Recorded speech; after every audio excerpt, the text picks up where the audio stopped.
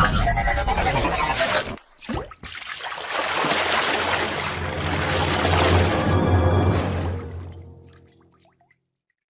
highlands of Ethiopia, a land of rugged beauty and ancient kingdoms. In 1844, a prince was born. His name was Menelik. He was destined to become a legend. Menelik's father was Haile Melekot, Negus of Shewa. His mother, Woizero Ejigayahu, was of noble blood. Menelik grew up in the splendor and intrigue of court life. Shewa was one kingdom in a fragmented Ethiopia. The land was divided. The emperors had lost their authority. Menelik's early years were marked by opportunity and uncertainty. He needed all his cunning and strength to navigate ahead. His education was a mix of traditional wisdom and modern knowledge. He learned the skills of a warrior and studied history, religion, and statecraft. Menelik possessed a sharp mind and a thirst for knowledge. He would use these tools to forge his destiny. A shadow fell over Ethiopia.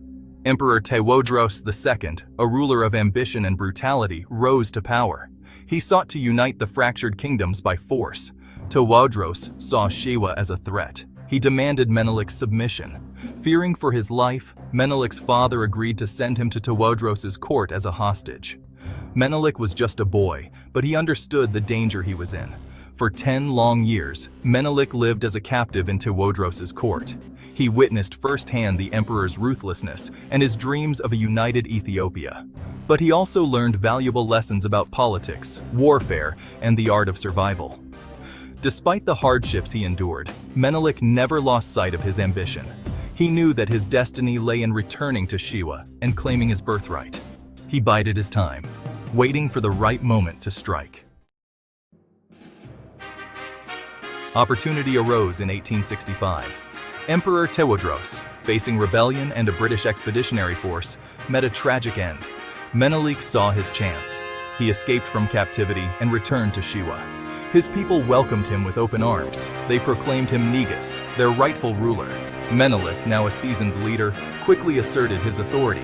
He rebuilt his army, strengthened his alliances, and prepared for the challenges ahead. Ethiopia was still fragmented. Several powerful rulers vied for the imperial throne.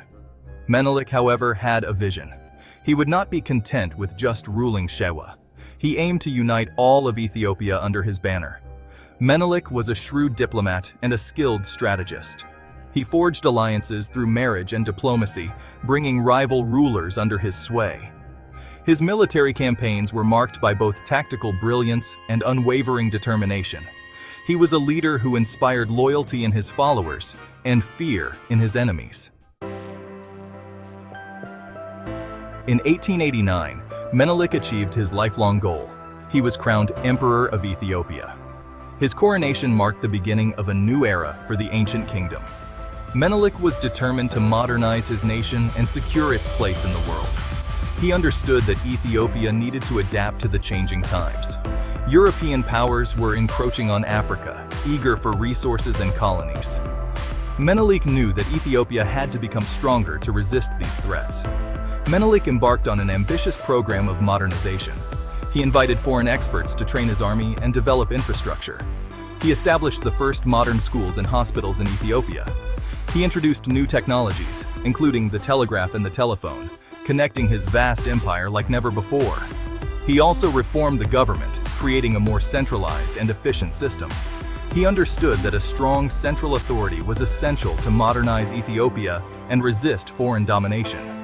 His reforms were met with resistance from some quarters, but Menelik was determined to drag Ethiopia into the modern world. Section 5. A new era for Ethiopia. Menelik's modernization transformed Ethiopia. Roads and bridges connected regions, improving trade and communication. Schools and hospitals enhanced lives. The army, with modern weapons and training, became formidable. Ethiopia saw unprecedented growth. The economy flourished with increased trade and agriculture. Education and healthcare improved. Ethiopia emerged as a modern nation, ready for the 20th century. Section 6. The drums of war. The scramble for Africa was in full swing. European powers were carving up the continent, claiming vast territories for themselves. Italy, a latecomer to the colonial game, set its sights on Ethiopia. They saw Ethiopia as a prize, a fertile land rich in resources. The Italians underestimated Ethiopian resolve. They believed that their superior weaponry and technology would guarantee a swift victory.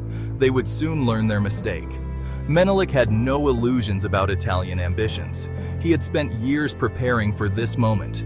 He knew that a clash was inevitable. He rallied his people, calling on them to defend their homeland from invaders. The Italians, emboldened by their early successes, made a fatal error. They attempted to trick Menelik into signing a treaty that would make Ethiopia an Italian protectorate. Menelik saw through their deception and denounced their treachery. War was now unavoidable. Section 7. Adwa, the day the lion roared. The Battle of Adwa, fought on March 1, 1896, would become a defining moment in African history. It was a clash of civilizations, a test of strength between a modern European army and a determined African force. The Italians, confident in their superior firepower, launched a series of attacks against the Ethiopian lines. But the Ethiopians, fighting on home ground and inspired by their emperor, held firm. They fought with courage and ferocity, repelling wave after wave of Italian assaults. Menelik, a brilliant strategist, outmaneuvered his opponents. He used the terrain to his advantage, drawing the Italians into traps and ambushes. The Ethiopian army, armed with both modern rifles and traditional weapons, fought with discipline and determination. The Battle of Adwa was a resounding victory for Ethiopia. The Italian army was routed, suffering heavy casualties. The victory sent shockwaves throughout the world. It was a testament to Ethiopian bravery and a powerful symbol of African resistance against colonialism. Section 8. The Legacy of the Lion. The victory at Adwa secured Ethiopia's independence. It made Menelik II a legend, not just in Ethiopia, but throughout Africa and the world. He became a symbol of African resistance against colonialism, a beacon of hope for oppressed people everywhere.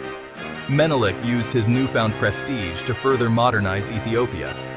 He expanded infrastructure, encouraged trade, and continued to strengthen the army. He also played a key role in international diplomacy, representing Ethiopia at the court of European powers. But Menelik's later years were also marked by challenges.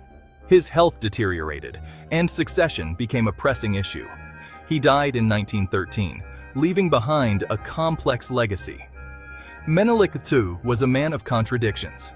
He was a modernizer who embraced progress, but also a traditional ruler who held on to power tightly. He was a unifier who brought Ethiopia together, but also a centralizer who sometimes ruled with an iron fist. Despite his flaws, he remains a towering figure in Ethiopian history, a symbol of resistance, modernization, and national pride. Section 9. The End of an Era. Menelik's death plunged Ethiopia into a period of uncertainty. Succession disputes and internal rivalries weakened the empire.